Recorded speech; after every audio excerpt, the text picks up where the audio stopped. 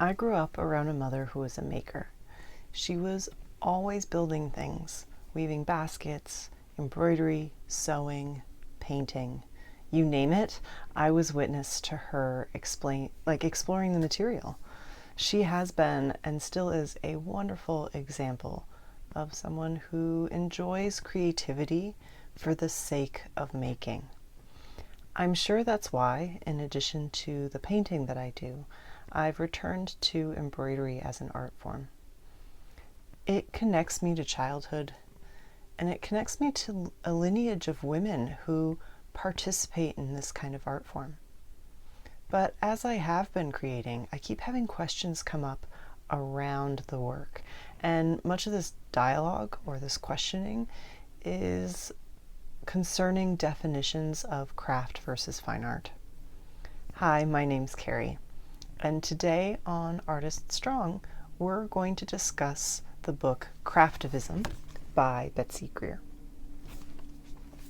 My university did not have a kiln. I was told because that was a craft. And this isn't the only circumstance I've noticed people talking about craft as if it's something separate from the arts or it's its own genre of work. So I was really happy to see some people engaging in this important conversation. And not only that, but showcasing powerful ways that craft has helped people connect and make change in the world. Enter the book Craftivism by Betsy Greer. I am so happy I've read this book. I literally was brought to tears by some of the stories and art showcased in the pages of this text, and I highly encourage you to read it. Greer breaks down the book into chapters, and they speak to different kinds of creating. So it starts with the personal connection to making, and then progressively moves to more and more kind of consciously activist artwork. It's a very powerful testament to the importance of and value that the arts can bring to our society. I'll highlight a few of the artworks and essays showcased in this lovely book. The first artist I would like to share with you is Seraphim Lothian, and she talks about leaving mini sculptural creations out for people to find.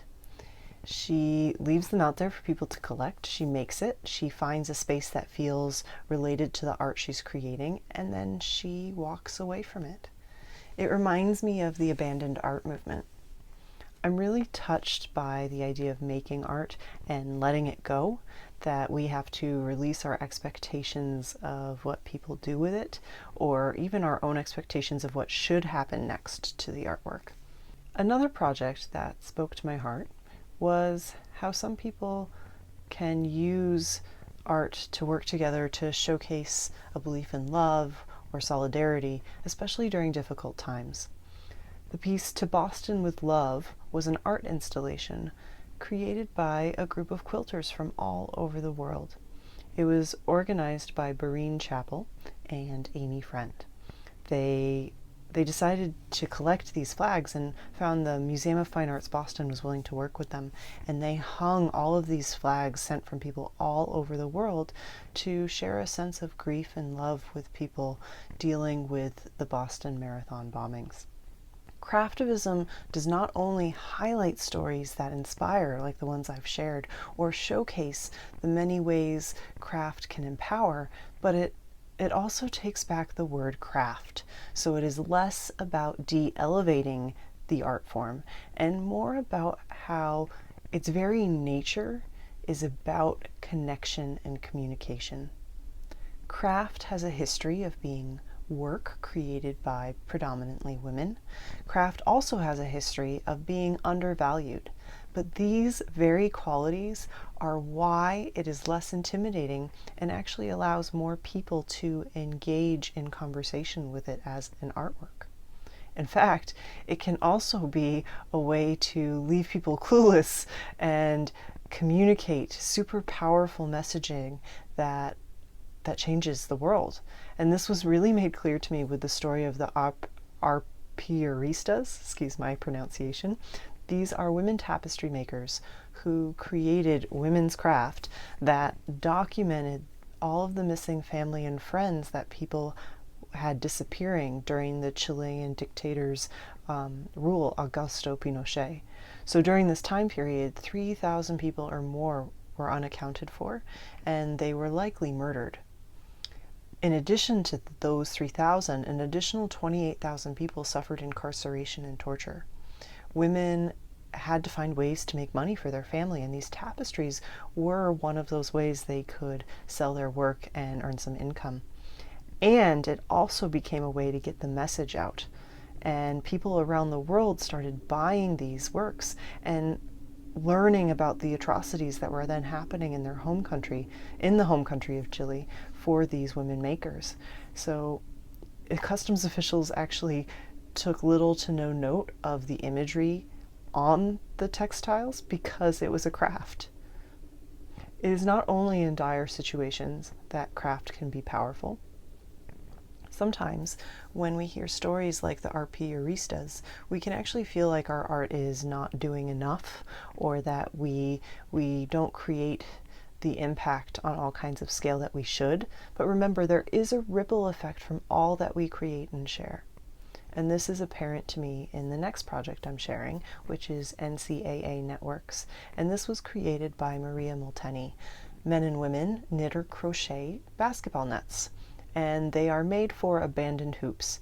It's a way to showcase, as she describes it, neglected recreational space, and it encourages community to retake that space. Craftivism is a wonderful book to remind you that your decision to be a maker is valuable.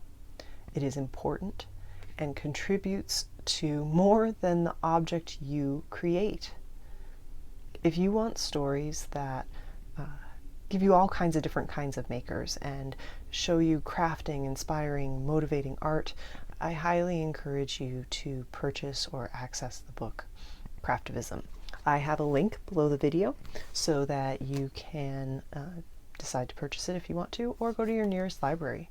Greer does a great job engaging us in important conversations around the value of craft and how we can all change the world through our simple choice to make.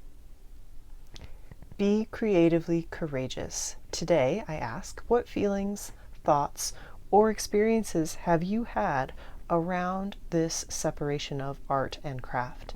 I'd really love to hear from you about your experience and feelings in the comments below.